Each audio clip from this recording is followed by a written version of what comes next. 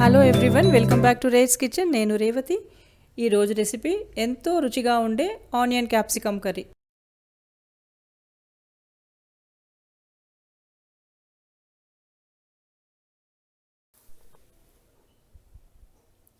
ఈ కర్రీకి ఈ సైజులో ఒక క్యాప్సికము, ఉల్లిపాయ తీసుకోవాలి. క్యాప్సికంలో గింజలు తీసేసి క్యూబ్స్లా కట్ చేసి పెట్టుకోవాలి. ఈ ఉల్లిపాయకి సైడ్లు ఇలాగా ఘాట్లు పెట్టుకోవాలి. చూడండి, లైట్గా ఇలాగా ఘాట్లు పెట్టుకోవాలి. ఉల్లిపాయ చుట్టూ పెట్టుకొని ఇలా ఒలుచుకున్నామంటే బల్బ్స్ లాగా విడిపోతాయి. ఇప్పుడు ఇంకా వీటిని పక్కన పెట్టేసుకుందాము. ఇంకా మనకు కావాల్సినవి ఈ సైజులో ఒక ఉల్లిపాయ, 2 టొమాటోలు. వీటిని కూడా చాలా చిన్న ముక్కలుగా కట్ చేసి పెట్టుకోవాలి. ఒక టేబుల్ స్పూన్ నిండుగా పెరుగు తీసుకొని స్మూత్గా చిలికి పెట్టుకోవాలి. మిగతా ఇంగ్రీడియంట్స్ అన్ని కర్రీ చేస్తున్నప్పుడు చెప్తానండి. ఒక ప్యాన్లో 2 స్పూన్లు నూనె వేడి చేసుకొని క్యూబ్స్గా కట్ చేసుకున్న క్యాప్సికము, ఇంకా బల్బ్స్ లాగా ఒలిచిపెట్టుకున్న ఉల్లిపాయలు వేసి చాలా లైట్గా వేపుకోవాలి.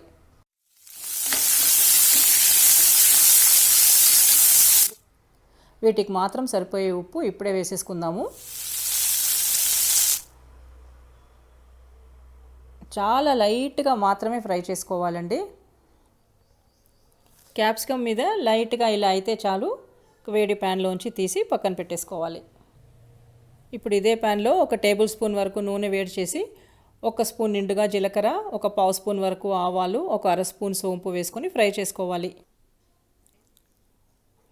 ఇవి వేగగానే చిన్న ముక్కలుగా కట్ చేసుకున్న ఉల్లిపాయలు వేసుకొని చాలా లైట్గా ఫ్రై చేసుకోవాలి. ఎక్కువ వేగనివ్వద్దండి. ఇలా లైట్గా వేపుకొని 1/2 స్పూన్ పసుపు, 1 టేబుల్ స్పూన్ వరకు కారము, 1 టేబుల్ స్పూన్ ధనియాల పొడి వేసి స్టవ్ ఫ్లేము బాగా లోలో ఉంచి ఈ పౌడర్లన్నీ ఉల్లిపాయలతో కలిసేలాగా కలుపుకోవాలి. ఇప్పుడు 1 స్పూన్ నిండుగా అల్లం వెల్లుల్లి పేస్టు, చిన్నగా కట్ చేసి పెట్టుకున్న టొమాటోలు వేసి బాగా కలుపుకోవాలి. ఈ పౌడర్లన్నీ ఉల్లిపాయ టొమాటోలకి బాగా ఒక కోటింగ్ వచ్చేటంత వరకు కలుపుకోవాలి. బాగా కలుపుకున్న తర్వాత మూత పెట్టి టొమాటోలు బాగా మెత్తగా ఉడికి ఆయిల్ సెపరేట్ అయ్యేంత వరకు ఉడికించుకోవాలి. టొమాటోలు బాగా ఉడికి లైట్గా ఆయిల్ సెపరేట్ అయింది. నేను ఎక్కువ ఆయిల్ వేయలేదు కదండి, సో లైట్గానే మనకి పక్కకు వచ్చింది ఆయిల్. ఇప్పుడు ఈ కర్రీకి సూపర్ టేస్ట్ తెచ్చే ఒక స్పెషల్ ఇంగ్రీడియంట్ 1 టేబుల్ స్పూన్ శనగపిండి వేసి బాగా కలుపుకోవాలి. శనగపిండితో ఈ కర్రీకి అదిరిపోయే టేస్ట్ వస్తుంది. ఈ టొమాటోలతో ఈ పిండి బాగా మిక్స్ అయ్యేలాగా కలుపుకోవాలి. ఇప్పుడు చిలికిన పెరుగు వేసి మిక్స్ చేసుకోవాలి. ఈ పెరుగుతో కర్రీకి గ్రేవీ ఇంకా మంచి టెక్స్చర్ వస్తుంది. ఇలా ఒక్కొక్క ఇంగ్రీడియంట్ వేసుకొని మిక్స్ చేసుకుంటున్నప్పుడు స్టవ్ ఫ్లేము లోలో ఉండేలాగా చూసుకోండి. పెరుగు వేసుకొని 1-2 నిమిషాలు కలుపుకుంటూ ఉడకనివ్వాలి. ఇలా కలుపుకుంటూ ఉంటే మొత్తం అంతా బాగా కలిసి కొంచెం చిక్కబడుతుంది. ఇప్పుడు 1 కప్పు నీళ్లు, ఇంకా సరిపడా ఉప్పు వేసేసుకోవాలి. ఇందాక స్టార్టింగ్లో మనం క్యాప్సికమ్ ఇంకా ఉల్లిపాయకి మాత్రమే వేసుకున్నాం కదండి.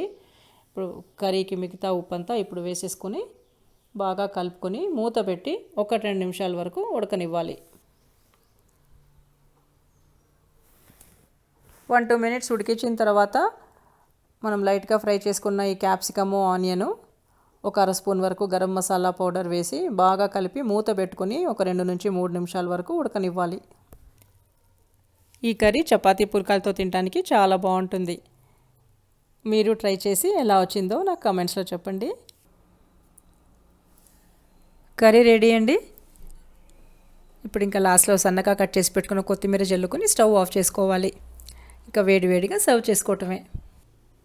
ఈ వీడియో మీకు నచ్చితే లైక్ చేసి మీ ఫ్రెండ్స్ అందరితో షేర్ చేయండి. ఫస్ట్ టైం మా ఛానల్ని చూస్తున్నట్టయితే కింద ఉన్న రెడ్ సబ్స్క్రైబ్ బటన్ని క్లిక్ చేసి మా ఛానల్ని ప్లీజ్ సబ్స్క్రైబ్ చేయండి. పక్కనే ఉన్న బెల్ ఐకాన్ని ప్రెస్ చేసి ఆల్ అన్న ఆప్షన్ని సెలెక్ట్ చేసుకోండి. అప్పుడు మేము చేసే ప్రతి కొత్త వీడియో అప్డేట్స్ మీకు నోటిఫికేషన్స్గా వచ్చేస్తాయి.